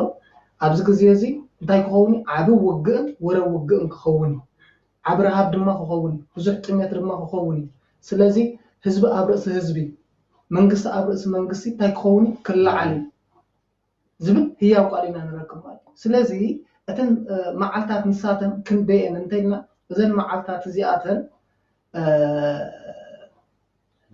3 ዓመትን 6 ወርሕን ብመዓልታት እንተፈቂድናየን ድማ 1260 መዓልቲ እየን ማለት እዩ በዋርሕ እንተተመልኪቱ እንተፈቂድናየን ድማ 42 ኣዋርሕን ማለት እዩ 42 ኣዋርሕ እዚኣተን እቲ ሓሳቡ መሲሕ ዝበሃል እንታይ ዝገብረለን ዝነግሰለን ኣብዚ ሰዓት እዚ እዚ ሓሳቡ መሲሕ እዚ ንብዙሕ ህዝቢ እንተኸገብር ማለት እዩ ከሳድድ እዩ ንብዙሕ ህዝቢ ክቐትል እዩ ብዙሕ ህዝቢ ክጠፍእ እዩ ብዙሕ ህዝቢ ብጥሜት እውን ከይተረፈ እንታይ ክኸውን ማለት እዩ ብጥሜት ናይ ስጋ እውን ከይተረፈ ተኽገብር ማለት እዩ ክመውት ማለት እዩ ኣብዚ ግዜ እዚ እዚ ዝገብረሉ ምልክታት ድማ ብፍላይ ኣብ ራእይ ዮሃንስ ኣብ ምዕራፍ 13 ከምኡ ድማ ኣብ ምዕራፍ 11 ዘሎ እዞም ክልተ ምዕራፋት እዚኣቶም ብዛዕባ እቲ ሓሳቡ መሲሖም ዝነብሩ ማለት እዩ እዚ ሓሳቡ መሲሕ እዚ ክመጽእ እንከሎ ኣቐዲሙ ክገብሮም ዘለዎ ነገራት እንታይ ክገብር ከም ዘለዎ እዚ ምዕራፍ እዚ እንታይ ገይሩ ማለት እዩ ኣጸቢቑ እንታይ ገይርና ገሊጽልና ማለት እዩ ስለዚ ኣብዚ ምዕራፍ እዚ ተተመልኪትና እንታይ ዝብል ኣቐዲምካ ካብ ምዕራፍ 1 ዘሎ ፍቅዲ 11 ተተመልኪትና ካብ ፍቅዲ 1 ዘሎ ኣቐዲምካ ነቶም ኣብ ቤት መቅደስ ዘለዉ ነቶም ኣብ ቀጽሪ ቤተ ክርስቲያን ዘለዉ እንታይ ግበሮም ቁጸሮም ካብ ቀጽሪ ወፃእ ዘለዉ ግን ናተይ ኣይኮኑን እሞ እንታይ ትግበሮም ኢልዎ ኣይትቁጸሮም ኢልዎ እዚ ቃል እዚ ክንምልከቶም ከለና ነቶም ኣብ ቤት እግዚኣብሔር ኣምላኽ ዝጸንሑ ነቶም ኣብ ቀጽሪ ቤት እግዚኣብሔር ዝጸንሑ ነቶም ብንስሓን ብቁርባንን ተሓቲሞም ዝጸንሑ ሰባት እዚኣቶም ናይ እግዚኣብሔር ምዃኖም እንታይ ግበሮም ኢሉ ቁጸሮም ኢሉ ስለዚ ኣብቲ ዳሕራይ ግዜ ግን እንሆ ንቅዱሳን ዝጸርፍ ስም ቅዱሳን ዘሳድድ እንታይ ክለዓል ኢሉ ኣራዊት ክመጽእ እዩ እዚ ኣራዊት እዚ እንሆ ንብዙሓት ሰባት ድማ እንተኸገብር ኢሉ እንሆ ከጥፊ ንብዙሓት ሰባት ድማ ከሸግር ንብዙሓት ሰባት ድማ እንሆ ካብቲ ዝነበሮም እምነት እንተኸገብር ኣነ ኣምላኽ ንዓይ እሙን እንዳበለ ተኸገብር ክሰብኽ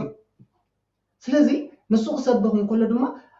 ውግእ ወረ ውግእ ኣብ ዓለም እንታይ ክኸውን ማለት ክብርትዕ ስለዚ ኣብቲ ውግእ ዝብርታዓሉ ዘበን ኣብቲ ውግእ ዝንገረሉ ዘበን ድማ ንብዙሓት ሰባት እንታይ ክኾኑ እዮም ማለት ናይቲ ውግእ ጥፋኣት ክኾኑ እዮም انه نتوم زي امنوا نحنا نكريستوس ኢና نامن نتزمتلنا املاخنا نامن بجكا نسو خال املاخ يلن نزبل سبات نبملااتهم تخغبروم يبل انه بسيف غير خطفوم يبل ስለዚህ ንሱ ዝነክሰሉ ሰዓት ንሱ ዝነክሰሉ انه ግዜ ስለዝኾነ ኣብዚ ግዜ ስልጣን ስለስተዋሃበ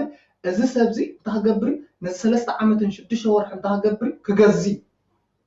ስለዚህ ከምዚሉ ኣነ ኣምላኽ ኢሉ انه ብዙሓት መሰሳሓተ ነቶም ዘኣመኑ ድማ ብሰይፍ ምሰጥፈ እግር ክልተ ኣውሊዕ ወይ ድማ ክልተ ዓበይቲ ነቢያት እንተኽገብሩ እዮም ክወርዱ እዮም ንሳቶም ድማ انه ሄኖግን ኤልያስን እዮም ስለዚህ ሄኖግን ኤልያስን መጽኦም ድማ ኣብቲ ውግእ እንተኽገብሩ ክሳተፉ እዮም እቶም ኣብ ክርስቶስ ጸኒዕኹም ዘለኹም ሰባት እቶም ምስ ክርስቶስ ትነብሩ ዘለኹም ሰባት ካብ እምነትኩም ከይትወጹ እንዳበሉ ተኽገብሩ እዮም ክእውጁ እዮም ንሱ ዓብ ዝኾነ ብዙሕ ዝኾነ ተኣምር ክገብር ንሳቶም ድማ ልክዕ ከምኡ ተኽገብሩ እዮም ተኣምራት ከብዚሖም ኣብ ሰዓት ንሱ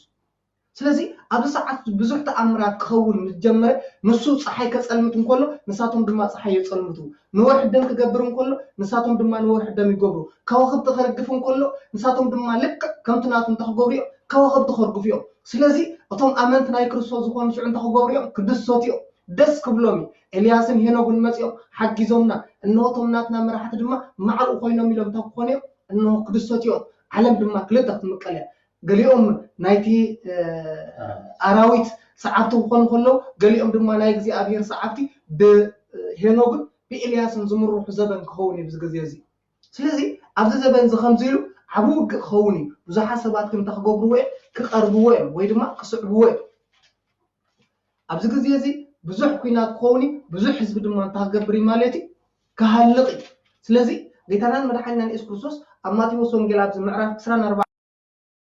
ጀምሮ ህያው ቃል ተመልኪትና ብዙሕ ውግእን ወረ ውግእን ክሰምዑ ኢኹም ግን እንታይ ትኾኑ ኢሉ ኣይትሰንብዱ ኢሉ ስለዚ ኣብዚ ድማ ብዙሕ ውግእን ወረ ውግእን ክኸውን እዩ ንብዙሓት ሰባት ድማ እንተኽገብር ማለት እዩ ስለዚ ኣመኑ ብኡ ብሰይፊ ገይሩ ተኽገብሮም ከጥፍኦም ማለት እዩ ስለዚ እዚ እንዳተላዓለ እዚ ንሱ እንዳኾነ ምስ መፀ ኣብዚ ግዜ እዚ ድሆ ንሱ ስልጣን ክወሃበ እዩ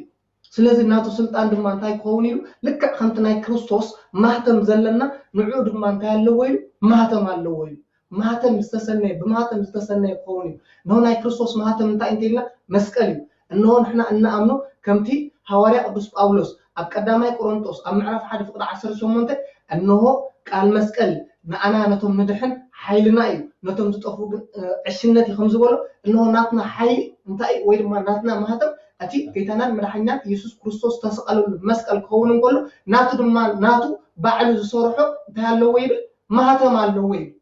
ስለዚ እዚ ማህተም እዚ ግድን በዚ ማህተም እንታይ ግበሩ ክብል ተጠቀሙ ክብል እቲ ናቱ ማህተም እንታይ እንተኢልና ኣብ ራእይ ዮሐንስ ኣብ ምዕራፍ 13 ካብ ፍቅዲ 17 ዘሎ ከም ዝብል ናይቲ ኣራዊት ስም ማህተም ዘይብሉ ሓደ እኳ ክዕድብ ክሸይጥ ከም ዘይክእል ይገበር ነበረ ስለዚ ናይቲ ኣራዊት ማህተም ዘይብሉ ናይቲ ኣራዊት ምልክት ዘይብሉ ክዕድግ ይኹን ክሸይጥ እንታይ ይገብር ስለዚ ኣይከኣልኒ እቲ ናቱ ማህተም ዘይብሉ ሰብ ክዕድግ ኣይክእልኒ እቲ ናቱ ማህተም ዘይብሉ ሰብ ክሸይጥ ኣይክእልኒ ስለዚ ሰብ እንተዘይዓዲጉ ካብ ድኳን ሰብ እንተዘይሸይጡ እንተዘይተለዋዊጡ ከመይ ኢሉ ክነብር ይኽእል ስለዚ ጥሜት ወረ ጥሜት ክኸውን ብዙሕ ረሃብ ክኸውን ዝበለ እቶም ብክርስቶስ ዝኣምኑ ሰባት ኣብዚ ግዜ እዚ ብጥሜቱን ብዙሓት ህዝቢ እንተኾኑ ኮንቆፅል ክረክቡ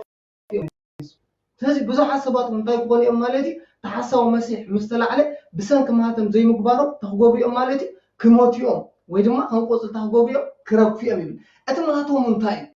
ማህተም ክንፈልጦ ንኽእል ካብ ዝገርመኩም እግዚኣብሔር ኣምላኽና ኣብ ቅዱሳን ሓዲሩ እንሆ ዝነገረና ትንቢት ወይ ድማ ባዕሉ ዝነገረና ትንቢት እንሆ ኣምላኽና ማዕረ ክንደይ ሓቀኛ ምዃኑ ቃል ኣምላኽ ድማ ማዕረ ክንደይ ይፍፀም ከም ዘሎ ኩላትና ምእመናን ክንገብር ይግባአና ደስ ክብለና ይግባኦ ባህ ክብለና ይግባኦ ስለዚ ኣብዚ ቃል እዚ ተተመልኪትና ካብ ፍቅዲ 18 ዘሎ ይቕሬታ ካብ ፍቅዲ 17 ናይቲ ኣራዊት ስም ማህተም ዘይብሉ ሓደ እኳ ክዕድግ ክሸይጥን ከም ዘይክእል ይገብር ነበረ እምበኣር ጥበብ ኣብዚ እዩ ዘድሊ እቲ ጥበብ ኣብዚ እዩ ዘድሊ ቁፅረቲ ኣራዊት ቁፅረ ሰብ እዩ ዘመልክት እሞ ኣእምሮ ዘለዎ ይፀብፅቦ እቲ ቁፅሪ ከዓ 666 እዩ ስለዚ أتي مهتم أبزي أتمسوا عزد لنا أتخن عدق نخين عدق نخين شيء إنز جبرنا مهتم أنه سبنتايلو قطرنا يسباتيلو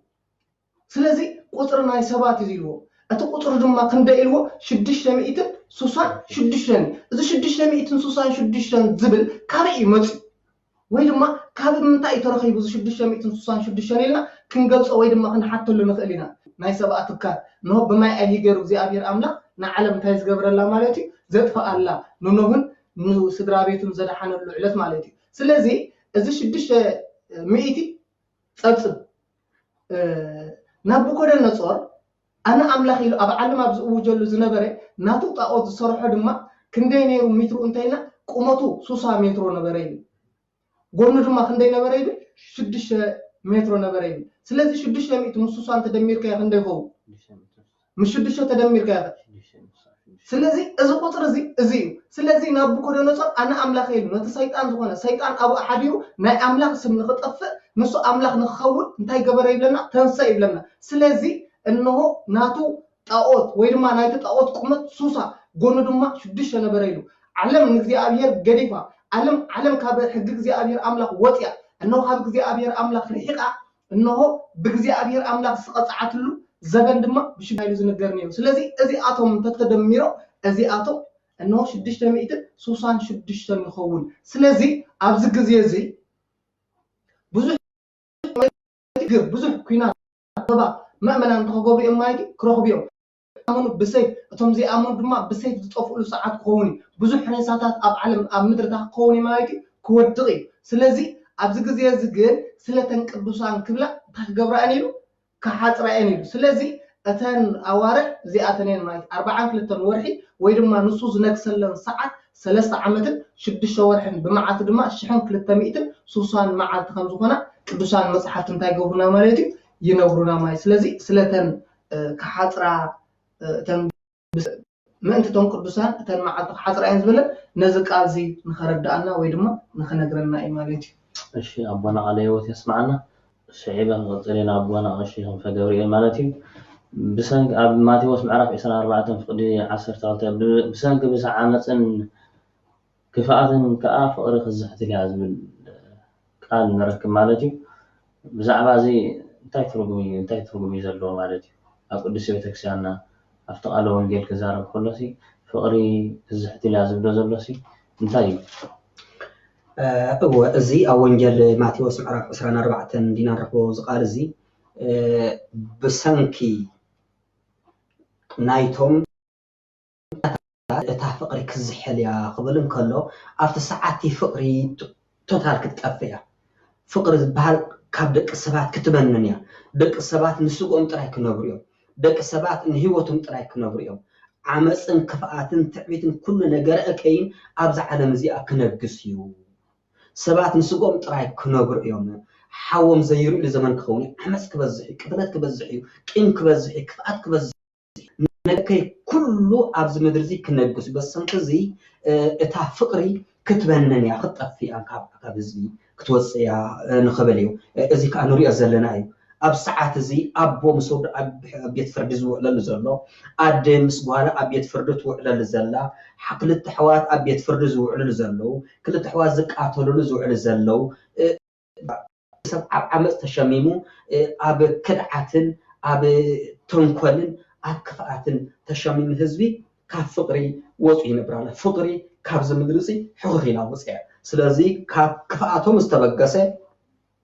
كاب عمصهم استلعله فقري كزحليا فقري كتطفيا فقر جن وسانيتيا فقر انت زي هالي كله كسارعي بزي فقري كنغبر نخيل نجر يلا قدس باولس كزاربن كله وانا كوا بقال ملأ بناي ملأت قانقا كزارب سلطان حيل ترخبكو بناي كل قانقاታት كزارب عقم ترخبكو فقر انت زي بالله كنتو ايه بزي فقر زقونه ነገር كنقبر كم زي نخلص لازم فلت فقري ندق سبا زريفو ميدياو ساعات زي فقري تزريفا فقري تعميص اطفيا ازي كاب كفات تبغسه كاب عمص تبغسه كاب ولقاውነት تبغسه كاب نعي تبغسه نعي كل جزي نعي حماقي ስለዚህ كل ሰብ ንዓይ ስለዝበለ كل ግዜ ኣነ ስለዝበለ ፍቅሪ ክትሃፅፅ ፍቅሪ ክዝሕል ተገዲዳ ኣላ ልክዕ እዚ ድማ ኣብ ዘመን እዚ በፂሕና ያለና እዚ ክትርኢ እንከለኹም ምጽኣት ከም ዝቀረበ ፍለጡ ስለዝኾነ ክርስቶስ ክመጽእ ምዃኑ ብዘይጠራጥር ነገር ኣብቲ ግዜ ወይ ድማ ኣብቲ ዘመን ከም ዘለና ኣብ ዘመን ኣይፍጸም ከም ዘሎ ንሪኦ ኣለና ማለት እዩ አሜን ቃል ህይወት يسمعنا أبونا أبونا أنت توصل لكم زي بزعبة نفعل صبوا أبونا قا تزاريبهم من ين عليه تمرت قان ماس لزخد مالتي ناي فقر بعل بيت مني فقر هنا بالكلنا بخلت بسلسة فيدلات تسوع أركون تخلي سبات نخدم سوا دما حد أرك تكون تخلي الفقر من تأتينا ذم بزعبة فقر زلوا وترجمنا معرف من يعبو مكانه لا نرد ويدما نصحته أي بني أنا مالتي سلزي ناي فقر بعل بيت إجزاء أبير ناي فقر بعل من يسوع كريستوس سلزي كيتانا مرحينا يسوع كريستوس ناتنا فقر سلزة قدسو متيس عند شعات النجد ملائكة قديفو نحد أدم نخرب تايكوين لمايتي إنه كم حدا سب سجاب باريا لبسو تايكون لنا تولد لنا إنه أما بالعمال تولد إنه أبقرة تولد إذا تراي كي أكل جن أملاك نسو سلناتنا دحنا سلناتنا جيجا سلناتنا مقطعتي نسون تاي قبر المايد مقطعتنا أبزبان سعين لنا مايد لذي أب حمسان سلسل معرف أنت تملكنا نصوص سلنا تدقدقة سلنا تهارم سلنا تجرفة سلنا سمبرة إنه ما تكون نايب حو نايب سلزي معنا واجز خفلنا نتزنا برنا نايموت عدا دبدبة نصو سب مخان سجا سب بملباس سجا باريا بملباس أمسكال بمسكال شدش مئتين ذا أكل كرماي تجرفو تود سب كسكوم زي كل مقطعتي تقاطعو إنه نعنا كموت نبي وزا سجاجر ناي فقر بعل بيت من يمتينا جيتانا مدحنينا يسوع كريستوس يو سلزي جيتانا مدحنينا يسوع كريستوس ناي فقر بعل بيت كاب كونه جيتانا مدحنينا يسوع كريستوس دما أقدم بسجا خاي تجلسه نقدسوانو بذهابو ملأختي نبونا قدس موسى عبد سينا بذهابو ملأختي ويدما تأزازات ندق سبات كم كدلهم زقبانا كابتم 10 تأزازات حاجة أب أوريز زات معرف 10 رهبو هي وقال انت هالي انت نبس أيكا كم نبس غافكرين سلازي إجزاء أبير كابتن 10 تأزازات زأززنوقا أتقدم كم جبرا زلنا أنتنا فقري مخان تأزاز إجزاء أبير مخان بزي فقري إنه إجزاء أبير أملاك نعنا قسم عنا كم زي نحنا إنه زفكرنا زتفقرنا صوبات كنكون كم زقبأنا زمهارنا بعل بيت أب أريد إنه أب موسى حديرو ويدما بمنجد أبونا موسى حديرو زمهارنا من يمتنا جيتنا مدحينا يسوع ويدما إجزاء أبير أملاكنا سلازي إجزاء أبير أملاكنا كابتن ذهبنا تأزازات حانتي أنتنا فقري سلازي نزا فقر زياء تأزاز رايكي تخوون قد جيتانا مدحينا يسوع كريستوس بسجا تجلسو نزا فقر زياء إنه أبكرانيو أبزلع على إنبا أبزلع على مسكال بمسكال إنه جيتانا مدحينا يسوع كريستوس فقر جليس الماء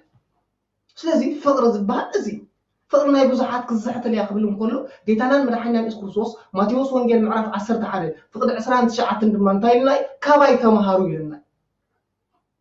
سلازي كان جيتانا مدحينا يسوع كريستوس انت اينا نمهار تينا فقرينا نمهار سلازي اندا تسقلم كله اما ماتيوس وانجيل معرف 10 شعات او ابوي تزغبروا ايفلطن يمو تايبلو لميلو يقربوا لميلو سلازي سبات لومي كنفقر انتخوينا نايبس اينا بدل تخنقبر كنكلالنا كنحدد كنكلالنا نبس اينا يقرا نبس سبات كنكون كلالنا كان كلاي اما ماتيوس وانجيل معرف 6 انت تملكنا جيتانا مدحينا يسوع كريستوس صلوت مهارنا مسبلو جيتانا مدحينا يسوع كريستوس كاب زمهارو صلوت حنتيا نسا دما انت اب سماي تنبر ابونا بقانقا غز دما ابونا زبسميات ابزا قال زيا انت تملكتنا نزبدلنا سبات يقرا خم زبلنا له اسخا دما بدلنا انت يغبرلنا حدقلنا نحن قدمنا نسبات كاين بدل زي كنا ويدما نزبدلنا يم زي كنا يقرا حتى مزغبانا نزبدلنا سبات يقرا نبل يغبانا يقرخن حطهم يقبأنا سلازي فقري كمعبل انت خوينو اب حوات فقري كمعبل انت خوينو اب هاجر فقري كمعبل انت خوينو اب حزبي ناي حوها بدل تا مستقبري مسقصر زي كونه مستقدفي يقرا مستبل سلازي نحوها وين ما نبص ايكا يقرا انتلكا سمايو املاكا دما نعخا انتي قبرلكا مالت يقرا يبلكا كابزو زلو هلو كابزو مقصعتنا اغزيابير نعناهم كما امنتي اغزيابير يقرا قبلنا احنا ناي بصوتنا فقر ناي بصوتنا بدل انت هنقبر نكلالنا بزغزيازي كنا حد سلازي كيتانا مدحنا الاسكوسوس كابايتو مهاري لنا انه بقدوسان غير دما انه تفاقري لنا فقر دما امسقل غليص لنا سلازي كابز عبي فقر سلازي يلو انه املاخ مالت ويدما كيتانا مدحنا الاسكوسوس ماي كريستوس مالت فقر مالت سلازي نحنا دما زتفاقرنا سبات كنكون تقينا بدل حونا تخنقبر بانا كنحدد يقبانا بزقاطامي انا يحدا يقريتان بر قدوس بيتروس زحاته تحط نير بزعبا فقري ماتيوس وانجيل معرف 10 شوعات تملكتنا او غويتا نو حوي انت بديلنسي كندي غزيه يقرا قبللو شوعات غزيه يقرا قبللو لحاتيت ونيري سلازي غيتانا مدحينا يسوع كريستوس غير شوعات غزيه يقرا قبللو لمسحاته قدوس بيتروس زحاسو بزح غزيه يقرا كم زباله ويدما بزح غزيه يقرا كم زحاته غير انه نفس قصير وانيرو غيتانا مدحينا يسوع كريستوس غير نحوخا شوعات غزيه زيكونكا كنديرو شوعات سبعة خصنا سبعة لنا يلا سلازي شوعات سبعة زاكل نحوخا نزبدلك يو زي كونه نزبدلك حوخا تخدقبر لك شوعات سبعة قصها يقرا كتبل كتكلالك إلو جيتانا المدحينا الاسكوسوس نعنا نتاجرنا إماي مهيرناي ويدما تزازا محلالي في الناي شوعات سبعة يكونن حالت غزيه سبي يقرا نمبال لومي تايكوينا تزلا كبيرا تزلا بديلو خلق نبدل بيقرتا نخي عصو ويدما يقرا نخيبل قال قال مجد زمص ويدما قال ممخنيات سبنا انت يكونلي زبز حل سلازي فقري خطف انكلا بز مخنيازي سبات انه تفخننتو كونيوم سبات تجاهرتو كونيوم سبات بصالاتو كونيوم زبلو انه يقرا امونغو احوات امونغو حد احوات تاي سلازي كوني سلازي كيد ويدما سلازي نتوبرو زلناي حوالي قدس باولوسون اقولاسيس ملؤتو امعراف ثلاثه فقره 10 13 10 15 زلو هي اوقات تتملكتنا انتهي انه فقر ما اثر فصامي ام تايغبر واي بلنا لبسوا واي بلنا سلازي ناي فقر بزحات سبات كزحتل زبولو دما ابوتاتنا انه اب بااسوم ويدما اكراهم صحيا يعربكم لا تبهلوا انه صحي كي عربي يعرقوا نيرهم نحنا قلنا نعمتات زاكل قيمتا اب لبنا تسكيمنا نخيد سبات زحاتنا بزقات امزي ازوم كلهم تكاتاتول زلهم احوات انه نزبدلنا سبات ناي يقرب هاك كونكون كابا جميرنا انه እግዚአብሔር املاخ بحاونا حتى امشي يمهرنا لهم كلاتنا ناي يقرا سبات كوينا بفقر استحققنا سبات كنكون እግዚአብሔር املاخ يدغفنا سلامنتاينا يقرا زين بحال سلامنتاينا لبنا سترد زلو زبل حتوتات كلا عليه قليل زبون حماق سلازخونه زبون ناي مسعات زبن سلازخونه ابز زبن زي لبنا سبات كترر قدنتيو ግን እግዚአብሔር አምላክ ኩላትና ይትነሐፋብና ናብ እግዚአብሔር አምላክ ወእግዚአብሔር አምላኸይ እነሆ ይቅረ ዝብል ዝተሰብረ ልቢ ታይግበረለይ ታደኒ ወይድማ ፈጠረለይ ክንብል ናብ እግዚአብሔር ተለሚና ግን ዝተሰብረ ልቢ خبرና እግዚአብሔር እነሆ በዓል ዓቢ ክእለት እነሆ ንስንخبካ ድማ ምንም ንስለ ፍቅሪ ንኽንብል እግዚአብሔር አምላኽና ዝተሰብረ ልቢ خبرنا ናብ እግዚአብሔር አምላክ ክንምለስ يغبانا مالتي سلازي فقر الزبال بحفشا مالتي فقر ناي بزحات كطفي استباللو ابز زبنزي اتناي موداتا زبن ويدما مقرب سامنتنا شيخ زبال نبصح سلازلنا ناي بزحات سبات فقر انتي كوينو مالتي حاصيچ حوات مس حوات لومي فقر يبلنا غوربيت مس غوربيت فقر يبلنا عدم سعد فقر يبلنا كهنات مس كهنات فقر يبلنا مؤمنان مس مؤمنان فقر يبلنا ناي غويتا علاتان ساعاتان زفلطان يلن مجاكا ابو ملائكت كونو ود سبونا يفلطان يبل مالتي اذا كان هاي ترغام يلو اقدس بيتكريستيان بحقها ولدها يفلطان دي هو مع شيخ مساعتنا غويتا اتقال مالتي ابز قال زي في الملكه انتقينا نبزحات حواتنا زدانا غزلي نهيمانت كلعلا يدلني حجي ويدما بزعبا ناي كان هيمانت قناص بايدلني انا سبننا امنت አለዎ ኣብ እምነቱ ጥራይ ጸኒዑ ነተናቱ ዝኾነ እምነት ኣኽቢሩ ኸይቢ ኣነ ዝላው በዚ ኣጋጣሚ እዚ ማለት እዩ ብዛዕባ እዚ ግን ብዙሓት ሰባት እንታይ ኮይኖም ማለት እዩ ዝዕንቀፉ ሰባት ብዙሓት እዮም ንምፅኣት ዝፈልጣ የለን መላእክት ኩን ወልድ እውን እንታይ ገብራኒ ኣይፈልጣን እያ ትብል ቃል ወይ ድማ ታጠቕስ ማለት እዩ ስለዚ ነዛ ቃል እዚኣ ሒዞም ወልድ ንምፅኣት እንታይ ገብራኒ ኣይፈልጣን ዝብሉ ሰባት ብዙሓት እዮም ነቲ ቃል ሒዞም ማለት እዩ ስለዚ ኣብ ካልእ ከይከድና ከለና ግን ብዛዕባ ምፅኣት ዝነገረና ወይ ድማ ንደቂ ዘመን እግዚአብሔር አቦዲ ዋላስ እግዚአብሔር ወልድ ስለዚ እግዚአብሔር ወልድ ዝፈልጦ ፈሊጡስ ተረዲዩስ ንዓና እኳ እንታይ ጌርናይስ ነገርናስ በትንሱ ዝነገረናስ ነቲ ጌታና መድሓኒና ኢየሱስ ክርስቶስ ዝነገረና ናይ ምፅኣቱ ጽላሎት ይኹን ወይ ድማ ናይ ምፅኣት ክቐርብ እንከሎ ቅልውላው ከመይ ምዃኑ ወይ ድማ ብዛዕባ ምፅኣት እንታይ ንገብር ኣለና ንሕና ካብ ጌታ ተማሂርናስ ብዛዕባ ምፅኣት ንዛረብ ኣለና ማለት እዩ ናይ ምፅኣት መምህር ወይ ድማ ብዛዕባ ምፅኣቱ ዝመሃረና ሐዋርያ ኣይኮነን ብዛዕባ ምፅኣቱ ዝመሃረና ባዕሉ ጌታና መድሓኒና ኢየሱስ ክርስቶስ እዩ ስለዚ ነቲ ዝመሃረና ኣይፈልጦን እዩ ክንብሎ እንተኮይና ክብል ይብል ማለት እዩ ንሱ እዩ ዝምህረና ዘሎ ብዛዕባ ምፅኣት ዝነገረና ንሱ እዩ ማለት እዩ ስለዚ ነዚ ነገረና ኣይፈልጦን እዩ ብዛዕባ ምፅኣት ክንብል ኣይንኽእልና ስለዚ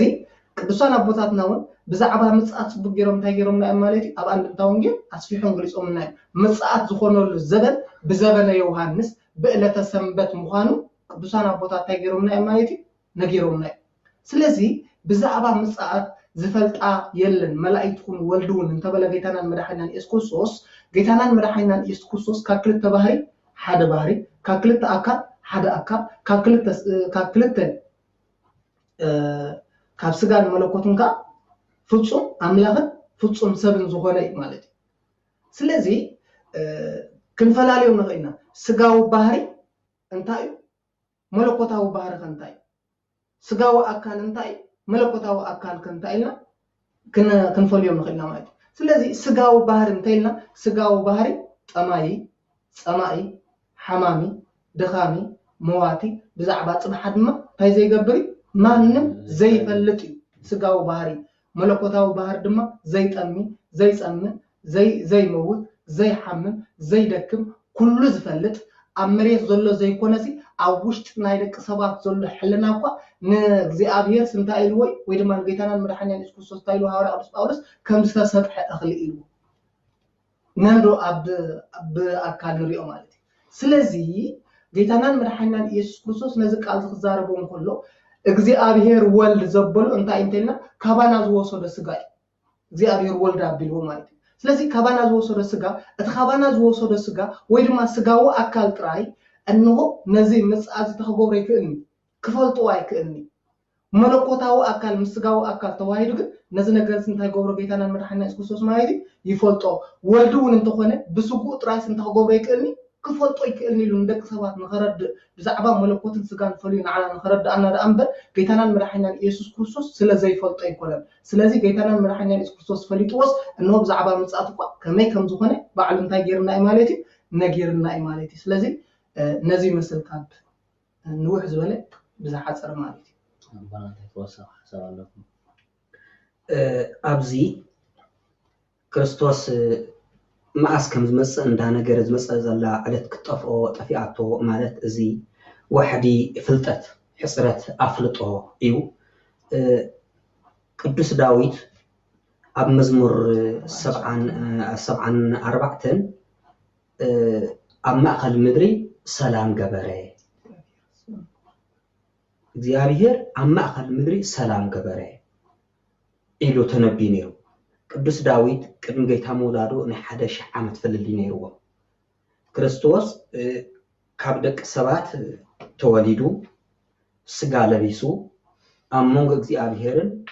ኣብ መንጎ ደቂ ሰባትን ዝነበረ ሓደ ዓብይ ግንቢ ወይ ድማ መንደቕ ኣፍሪሱ ዕርቂ ዝገብረሉ ኣህዛብን ህዝብን ኣብ ሓደ ኣምልኾ ዝመፅሉ ምድሪ ሰላም ትረኽበሉ ኣብ ማእኸል ምድሪ እዩ ክርስቶስ ኣብ ገሉጎታ ወይ ድማ ኣብ ቀራንዮ ይቅርታ ኣብ ቀራንዮ ተሰቒሉ ንዓለም ሰላም ክገብረላ እዩ ሰላም ዝገብረሉ ኣብ ማእኸል ምድሪ እዩ ብምባል ኢየሩሳሌም ወይ ድማ ቀራንዮ ሕምብርቲ ዓለም ምዃና ይዛረብ ስለዚ ንዓለም ዝፈርደላ ንስኹም ርጉማት بركة نفس بركة سجا زيبلكم نافتي محركم أسنان زلوا كالي عالم نابو خيدو بروخاتي سماين درك فطرن كله زدال خلكم منجستي سمايات عينو زي رأيو لبي زي حسبو أبحل ناسب زي تحسبه نبوء زخانة بوتا من سمايات كيدو إلو زفرد الله بوتاون أب دبر زيتيا أبدي نبي زكرياس أب معرف 14 كف 4 إيو زارو زقال زي كريستوس أبي كم زفرد أبي كم زمص بزعبا مسقطو زنجر الله أب دبر زيتيو بزعبا زفرد اللون أب دبر زيت مقانا يحبر مالتي أبز قال زي انتا يزبل أب تنبيت زكرياس معرف 14 كف 4 مالتيو بتا معالتي اتيا تمعالتي انتيا صحيحهم لساينا بتا معالتي اتيا أب دبر زيت أب مبرق يرسالم زلو دبر زيتي كقوميو بتا معالتي اتيا إذا بهذا الله معانتي أب تنبيت أب وينجل ماتيوس أب معرف 15 كف فقدي 30 حدن جميرنا بزعبا ناي فردون أحزاب كبو مخانمن اتا معالتتيا صادق أنا حاط أنا زفل ليلة معالت مخانن نده تزارب إزوار زا معالت زي أبي أخت كوني لوا أب إيو أب دبر زيتي أخت كوني بزعبا زفرد الله بوتا ناي شعو معالتي منبرا فردي ناي فرد معالتي ويد ما ناي فردي أداراش نبلا نجزيون أب حدا ميلو أب حداش مدريلو أب تنبي أب رأي يوحنس ترخي نرغباينا حداش عالم كمسيا ازيا كتحلف يا حداش عالم كتمسيا تفردي افت حداش عالم يكون زبلهم اذا حداش عالم زيا زغون فردي ابزا بوتا زيا يمو سلازي كريستوس زمصلو معالتي ايفلطون كمسيا دابلن كله كمسيا نحطان بصغامي كقممي نصدقان ما بيمانه كقممي سلمتاي سلم باطالن باباجين مسيليو أو وينجل ماتيوس معرف 14 كفقدي 15 كفقدي 30 حدن جميو اندانا بخدن كله نتن أباجع بيمانو يقومن نتن أطال دما بصغامو يقومن يلو أبدي ناي فردي كفردن كله زابوتا ويلما ناي شعب بيت فردي أبي أيلوا زكاريا نبي زكارياس أبدو برزيتي أيلوا سلازي زمصلو زغبرو زفردلو معالته خمس كمص مخانو اندا مهاركان كله اين تعدت مخانا اي فلطان الزبل كان إلهم نزي كم زي فلطا غيرهم زاربو زارب سمتا ليو وحدي فلطات حصرت افلطو غانا زي بصحو خالي درجه الله مالتيو قال هيوت يسمعنا ابوتاتنا مالتيو دعوا جيتنا الملاحنا نيس كريستوس كميل غمز مصن حسو مسيحن عنتو قدمنا انت غيرنا انا مالتي تزارارينا نيرنا ويدما غليطنا نيرنا سلازي ابز غزيزي بزح طميات كم زغون اتماهتم دما 666 كم زغون ابز غزيزي دما بزح كوينات كم زغون نبزح حسابات دما انت كم زغبر كم زطفينا تبيلنا مالتي ابز غزيزي اتوم ابون نايتوم نبيات زنورو ويدما أبغوني هنوغن إلياسن زنورو كاتي حيل مستوابو نتي أراوي انتاي كونه يبلنا اتا أراوي ني إلياسن ني هنوغن دما انتاي غورو يقتلهم لنا سلازي أبزيك زيازي مستقتلقن كلاتهم نفسات ويدما كلاتن أمنت ناي كريستوس تاغورو يومي تسفا قرطيو نمو تمناتنا حيالات نبلوم سبات ويدما تم حيالات مرحتنا تاغيرو قتلوهم تبايلو تخونيو تسفا قرطيو أبتغذي نسو أتي أراوي نعلم ملؤ تقاطعيرو إذن نعلم ملؤ ميديا زلوا أبتغذي نسو تهجبرني مالتي انستغرام زلو واتساب زلو بايبر زلو فيسبوك زلو يوتيوب زلو فيديو زلو زن كلن أتن أب عالم وريات زبالة ميدياتات نبملئن تقاطعير تهجبري تعويتيلو نعلم ملؤ تهجبري مالتي أبتغذي زي كسبخي ويدما كنغري مالتي سلازي ابز غزيز ابز نغرول دما بزحات مؤمنان تاخوني مالتي تسفا قرطيو نبزحات دما انت هغبري بزغزيسو كطفي مالتي نتوم زي امنون نتوم بو ز امنون صباحن كو كي تنسو وي دما خاد امنت كيلقو خبل انت هغبرمي نتوم زي امنون كي ترفت هغبرمي كقتلومي الياسن موسى نعم الياسن هينوغن نعم صحب زنبرو انه مسقتله ريسوم تايت غبو خبل كام مدري كي تبعلو خبل سلازي ريسوم كي كبر غدفو مسكع يكون له ريسا ناي هينوغن ناي إلياس نزلو ناي بزحات مؤمنات كزينسو ريسهم أي كقبرن ريسهم أبزي كبروا له ساعات كوني أبزي كزينسو تعويته كبلون كلهم أتنزلست عامة شد شهور عم تايقون أنمايتي كودا كم تزمر هيدا ويتام مزمرو بجز أبربع عن شعاتن بتقرنيا دم أب حمسة تتملكتنا أجزاء أبيرسة قاعد يمس وأملاك منه يارمم سات يندد كدميو زبالو أجزاء أبير أملاك أنه حاول داخل عاو بقيمه تهجبري كما تصيره سلزي أتي مسألنا جيتا أبزغنا الجزاء دم أنه تحسوا مسيح نقول على مسافة تحسوا مسيح إنه ملو بمل نبي سيقبلون كله جيتنا المدحينا يسوع كريستوس دم أنت هجبري لنا كما تصير لنا سلازي شعو بملائكة تعجبوا خمس مت أقدموا ما بنا نتاجرهم إمايتي تأيسهم من ماتيوس ونجيل معرف إسرائيل حمشان كم سلاسان حرن جمير زلوا أنه بملائكة تعجب ودسب تهجبري مايتي كما تصير ودسب تبايل زلوا جيتنا المدحينا يسوع كريستوس شعو سلام نعاقتكم يكون بمقبال لما قدوسان ملائكة تهجبريهم أمبلتا خنا في حيوم ويدما ترمبا خنا في حيوم كل النفسات أب حوزة أتوا أب حرزة طلقة زتفعل عليها النفسات دما بملء أنت تهجبر أنيبل قدام كلاي ملخت دما خنفحي انه كلاي ملخت دما فصم بدني خونيو سالساي ملخت دما مستنفحي كل النفسات تايكونا تناي እግዚአብሔር ዝሆና ንእግዚአብሔር አሚንን ንእግዚአብሔር ተወኪለን ዝመታ ነፍሳት በመልእንታ ሆነ انه ጻዕዳ ክዳን ለቢሰን ክትንሳየን እተን እግዚአብሔር ክሂደን ዝመታ ነፍሳት ካብ እግዚአብሔር አምላክ ዝረሓቃ ነፍሳት ድማ ኩላተን ጸሊም ክዳን ተኸዲነ ታገብራይ ክቆመን ስለዚህ ትናይ ፍርድ ግዜ ኣብዚ ክኸውን ማለት እዩ ስለዚህ ጌታዳን መድኃኒና ኢየሱስ ክርስቶስ ድማ ነቶም ናቱ ዝኾኑ ቅዱሳን ዓለም ከይተዳልዎ ዘዳልኹልኩም እተው ክብል እንዳበለ እንሆ በክብሪ በመዝሙር ንቅዱሳኑ ካብ ምድር ናብ ሰማይ ታኽገብሮም ማለት እዩ كوسدوم علم نعهم علم كي تدالو واستدالوكم منقص السماء أتو إلو نتهم قدسان ناتو تهجبرومي كواسرومي نتيهم دما أتم رجومات أنه مرجم سجان مرجم نفس نزلكم علم كي تدالو واستدالوكم جان مأساة أتو بمبال دما نعاتم نعوم النتي ناتهم حلافي ويدما ناتهم نقصهم زنبرة أراوي نساتهم دما نجاهن مأساة خودليو سلزي قدوسان زمسجونلو قدوسان زحوسلو قدوسان أنه أكيد نجزي أملاك قيمم نجزي أملاك زمسجونلو ساعة خدان تخدينه ساعة علة شعونتها قبري مالتي تمسيو سلزي أتوم أكثر بيت كريستيان تصون حقوق الروم زتباله أب